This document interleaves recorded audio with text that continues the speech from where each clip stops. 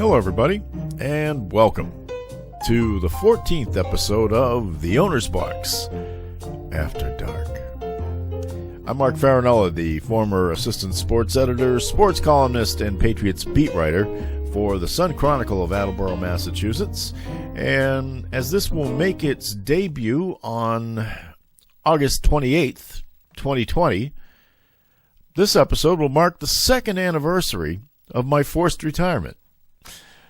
Yeah, it was a layoff just 1 month after the newspaper was sold to a Canadian-based conglomerate, and 5 months short of my planned retirement date.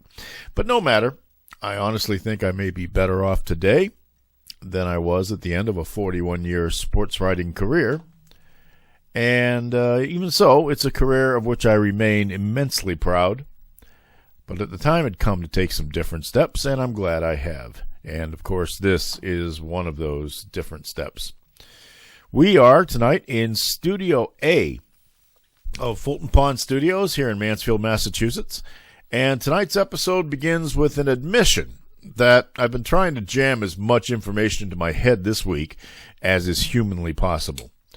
Now, as you can see from this video that I'm about to show you, I've been leading a multi-screen life these past few nights. I've been watching the Republican National Convention at the same time as following the Boston sports teams that have been in action. I have been utilizing my big screen TV as well as a couple of Apple products. I've used the iPhone and the iPad, keeping the games in the convention running all at the same time. And why the convention, you may ask? I mean, everybody knows I'm not a big fan of the person who's been nominated for the next term by the Grand Old Party. Well, I believe it's my duty as an intelligent and curious American to stay informed. And no matter how distasteful some of that information may be, I still have to do it. Believe me, some of the nonsense coming out of the mouths of the GOP speakers has been absolutely ridiculous. In fact, you may see over my shoulder here that the speech by our president is going on in the background. I just got tired of listening to it, and I wanted to get this going.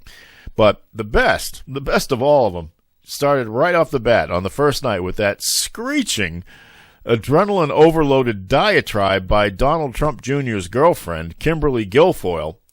Boy, did you hear that? You didn't even need a television to hear it. Whoa, that was way over the top. And I actually am kind of curious as to what may have fueled that a little bit. But I'll tell you one thing, it would have been right at home at Nuremberg in the 1930s. Anyway, it's Thursday night as I record this, and as I told you, the final night of the convention's going on over my shoulder.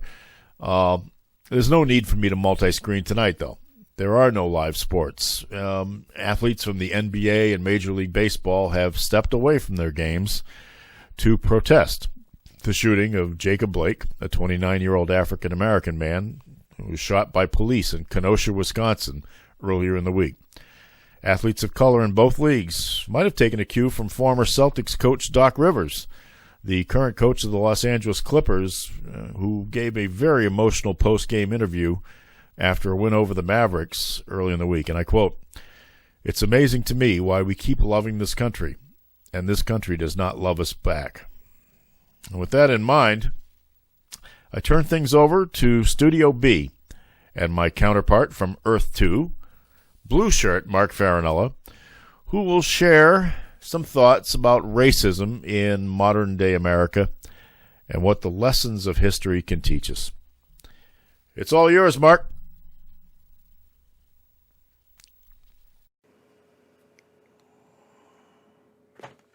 Thank you, Mark.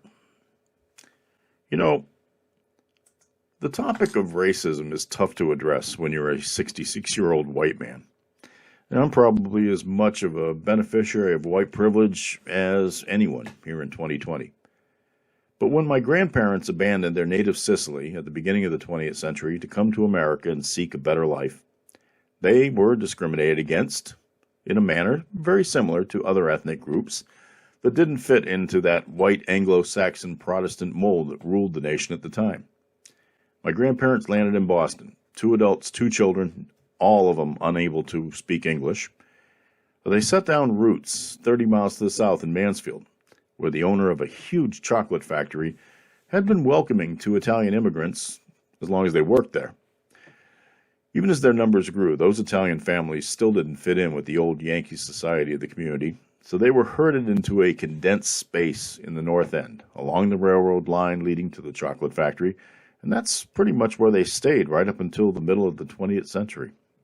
Now, over this time, the family of Carmelo and Gandolfo Farinella expanded to 7.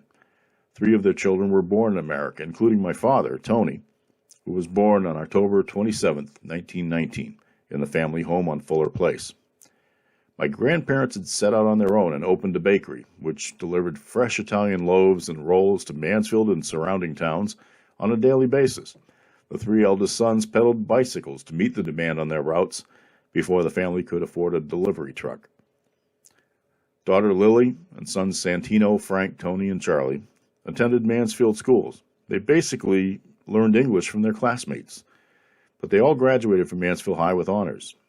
In 1936, my Uncle Sandy struck out on his own and opened a clothing store on the main downtown street, being joined in the effort by brothers Frank and Tony until 1941, when my father enlisted in the U.S. Navy and served in both theaters of operation during World War II. After the war ended, my father returned to Mansfield with his Florida-born bride, and he rejoined his brothers in working at the popular clothing store. In fact, he worked there with my Uncle Charlie, a U.S. Army veteran from the Korean conflict, until the store closed in 1992. My Aunt Lily, meanwhile, founded a sporting goods store along with her husband Huck Shaw, and she operated it long after Huck's tragic death in an automobile accident in the 1950s. That store still exists today as Grogan Marciano Sporting Goods. The Farinella family's tale is a classic one. Immigrants coming to America looking for a better life, and they were able to achieve it despite having to overcome prejudices along the way. The sons and daughters of the 5 Farinella families produced educators, small business owners, homemakers, people of all professions, even one black sheep, a sports writer. The next generation is fully assimilated into American life, many of them having long since abandoned their Italian names and identities. The struggles that my grandparents endured a century ago aren't even remotely present in the lives of the family's 3rd generation in America. But we had advantages. One was the color of our skin. It was basically the same, maybe a little bit darker than those that would persecute us, but it was still nowhere near as different as how we would have been described in polite Mansfield society at the turn of the 20th century. It was easier for the children of Carmelo and Gandolfo, and for the other Italian immigrant families' children, to marry into the native Yankee families and move into their neighborhoods without incident over the years. The other was that we did not come to America in chains. We came here willingly. We were not brought here as slave laborers. Our families came here intact and had a supportive family structure to sustain them through the hard times. Our families were not disrupted, separated, enslaved, and tortured to prop up the economy of a conflicted nation that determined for the first 80 years of its existence that the concept of all men being created equal did not apply to everyone. People of color continued to be persecuted long after Abraham Lincoln issued the Emancipation Proclamation. Even in the years of my youth, persons of color could not drink from the same water fountain or enter a movie theater from the same entrance as white people in the small Central Florida town where my mother was raised. Even in the wake of landmark equal rights legislation in the 1960s, true equality has yet to be achieved, and even worse, the overt racism of the Trump administration has empowered a white supremacist subculture to emerge from the shadows in which they hid, as our nation had been led honorably for the previous 8 years by the first president of African ancestry. Therefore, is it any wonder that black citizens are filled with rage over the inequities they endure? Is it any wonder that they want to lash out because they face danger every day, simply because of the color of their skin, from police that wield their terrifying power in a largely disproportionate manner against them as opposed to how it's wielded against fellow Caucasians? How can anybody justify the fact that a 17-year-old white boy was able to wade into a crowd of protesters in Kenosha, Wisconsin, and shoot 3 of them with an AR-15 assault rifle, killing 2, and then stroll past Kenosha police officers and receive thanks for his presence instead of being arrested on the spot? This is the most damning indictment of America in the year 2020, and it's an indictment of Donald Trump's vision of America, in which people of color are supposed to know their place and stay out of the way of the very fine people that wield torches and Nazi flags and shout anti-Semitic chants during their marches through communities. Now, this is not my America. And while there may be some similarities to the America that resisted the large numbers of Irish and Italian immigrants in the 19th and early 20th century, we still can't fully relate. Our assimilation was much quicker. If anything, the descendants of those that were persecuted then have long forgotten their ancestral struggles, and some of them are now part of the problem. How do we change it? I don't know. I wish I knew. But as I've said before, I think the first step is to make a very important choice at the ballot box in November. Make a choice for empathy and compassion and a realistic view of America's place in the world community. Make a choice to make America great again, but not as that ideal has been perverted over the last 4 years. A great America is the one that was created in the pages of the Declaration of Independence and the Constitution. Now, those ideals are powerful and compassionate, and we haven't always achieved them. In fact, we've fallen pretty short. But they're always there, in the back of our minds, maybe even in our hearts, and we strive for them. We try to achieve it, unless we stop. Those ideals have been trampled by the small-minded and petty individuals that were given power by a fluke of the electoral system. And it is time, believe me it is, for men and women of commitment and decency to return those ideals to their rightful place in American society. And now, for a few thoughts about the significance of Kenosha, Wisconsin, I'll return you to Black Shirt Mark. Take it away, big fella.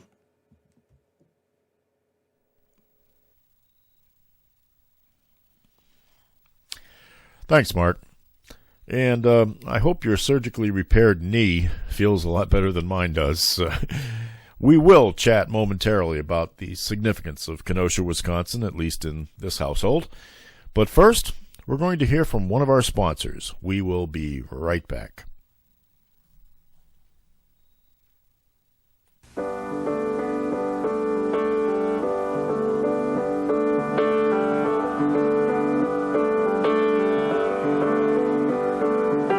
Whether they're coming from halfway around the world or just off Route 128, patients choose Leahy for the same reason. Teams of specialists not just treating you, but treating you right.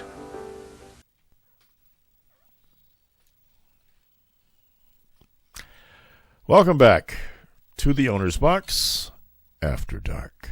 I'm Mark Farinella, your host, and I have a little bit of a confession to make. The Leahy Clinic is not really a paid sponsor for this show, and I apologize for the unauthorized use of that commercial, but I wanted to insert it because I think there was something I really wanted to point out to you.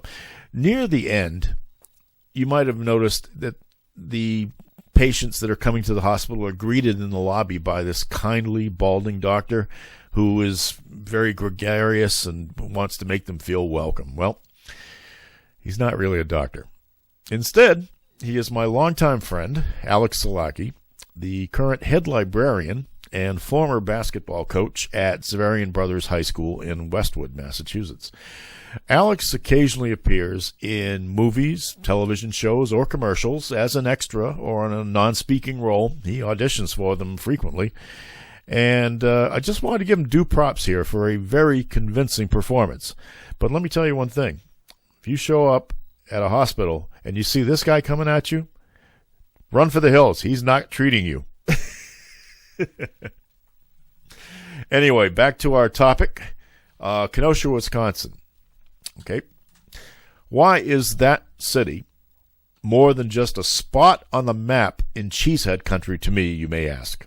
Well, it was because it was the home of the parent company of the newspaper for which I worked from 1977 through 2018, with a brief 2-year stint at the Patriot Ledger in Quincy. Cut into the middle of that because I left and then I came back. Long story. The fate of the Sun Chronicle was deeply intertwined with that of the Kenosha News and the other properties of the United Communications Corporation, which are headquartered in Kenosha. And it had been the ownership of the Sun Chronicle for more than 50 years. Now, I actually visited Kenosha 2 years ago before I knew that they had put us up for sale, because I kind of wanted to get an idea of how our overlords lived and to get a feel for the circumstances of their environment that may have guided their decisions. I'd never been to Kenosha before, but back when I attended Northwestern University in Evanston, Illinois in the 1970s, the only thing we knew about Kenosha, which was maybe 55 miles up the road to the north, the only thing we knew was that it was the home of the Great Lakes Naval Station, and it was one of the reasons why we had a naval ROTC post at Northwestern, which a lot of people ran off to avoid the draft, and also a lot of whorehouses. So, in truth, Kenosha was once a very thriving part of the American automobile industry. I think Packard was there originally. It turned into Nash, and of course Nash was Ramblers, and then became American Motors, and then the Chrysler Corporation got hold of it and ran the very large plant until I think 1988. But right about then, when they closed it, that really was a big hit to the economics of Kenosha, Wisconsin. Now, it's made a little bit of a comeback in recent years. I mean, I believe they have an Amazon distribution facility there, and the city is the international headquarters of Jockey Underwear, which my father used to sell at Sandy's in Mansfield. And I have really enjoyed their products for many years, except when they finally dropped the Alliance, I think that's the way, Alliance maybe, product line, which, long story short, years ago I went out on a quest for underwear because I knew they were dropping the line, so I must have bought 30 pair of these shorts. And I'm still using them. I've gotten about 11 years out of them, but they're starting to fall apart. I mean, even if you only wear a pair once a month, you might, you run them through the wash and all that, because I've got 30 or 32 of them in the drawer. They start to wear out just from the washing. So, unfortunately, I'm not going to be able to get much more time out of them. So, hey, Jockey, Kenosha, start making those again, please. They were the best that you made, and I like them very much. Anyway, though, the downturn of Kenosha, it's more of a bedroom community now than anything else. It is located equidistantly between Chicago to the south and Milwaukee to the north. But the city itself is not a manufacturing city anymore, and that's caused problems economically, and that's probably why they voted overwhelmingly for Donald Trump in the 2016 election, after decades of supporting Democratic candidates. And, of course, despite the presence of a Democrat mayor that's been in office there since the 1990s. Now, during my visit, I noticed that the downtown was pretty nondescript and run down in a few areas, with a lot of old factories being repurposed into light industry and entertainment venues. We have that around here. I also noticed, though, at the offices of the Kenosha News that they had wonderful landscaping around the building. And it was probably very expensive, and something that I know they would not have footed the bill for here in Attleboro. And we have no landscaping around the Sun Chronicle. So it was kind of funny in a way, because, I wondered about that money would have done if they could have sunk it back into the newspaper a little bit. especially at that time. And back in the 1980s and the 1990s, when our circulation shot up to 26,000 papers every day and the money was rolling in, the management in Kenosha took as much of that money as they could to keep their own operations afloat during their hard times. And with that being said, however, I will always appreciate my affiliation with the Kenosha News, and it's all because of one man. His name was Howard Brown, and he was an old-school journalist. He owned the newspaper and expanded its reach. I think from the 1960s, I think is when they purchased it.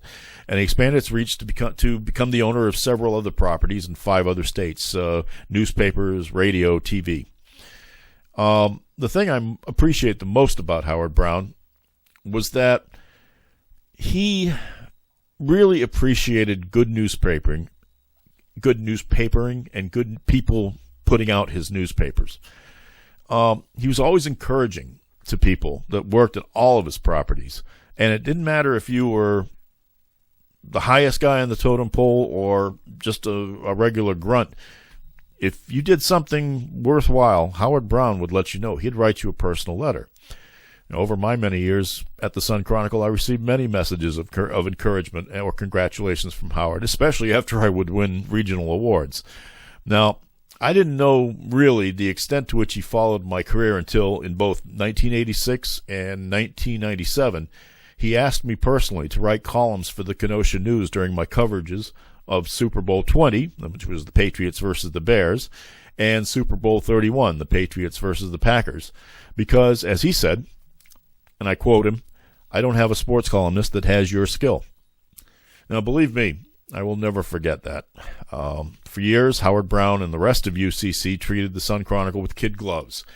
They were benevolent and benign, as I always used to say. But, of course, that was as long as they could rake in the cash from us. But the downturn of newspapering kind of coincided, at least for us, with Howard Brown's passing on April 29th, 2011. And all of us at the Sun-Chronicle at the time had a very sinking feeling that our days were numbered because of it. The kids and the bean counters took over, and we were sold a little more than 7 years later. And the funny thing is, the Kenosha News itself was sold a year after that. And it was sold to a right-wing leaning outfit called Lee Enterprises, based in Lake Geneva, Wisconsin, that never would have tolerated all the pinko liberal commies at the Sun-Chronicle. And most of us are out of work today, but that's thanks to our new ownership. And so we were right away, I guess, about the inevitability of our demise, but it was a good run.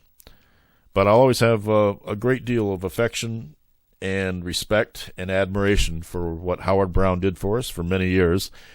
And I hope he has gone to the appropriate reward for it. Now, with that, I do want to wish the 100,000 residents of Kenosha a resumption of a more peaceful existence and a quick end to the unrest that is ravaging their community. And I also hope they'll take this opportunity to revisit the tone of the national leadership they supported 4 years ago, and hopefully choose a path of compassion and unity instead of division and exclusion. Now, for those of you that might implore me to stick to sports after this episode, I promise I will get back to sports-related content in the weeks to come. But in the meantime, feel free to check out all of my other podcasts, audio and video alike, at my website, which can be found at www.theownersbox2020.com. Plenty of content there, written, visual, you name it, it's there. Enjoy it. You can also send me email to let me know how you think I'm doing at theownersbox2020@gmail.com. And you can contact me through the U.S. Postal Service, which really needs your support right now, by sending a letter to the Owner's Box, Post Office Box 272, Mansfield, Massachusetts 02048. Until next we meet, please take care of yourselves.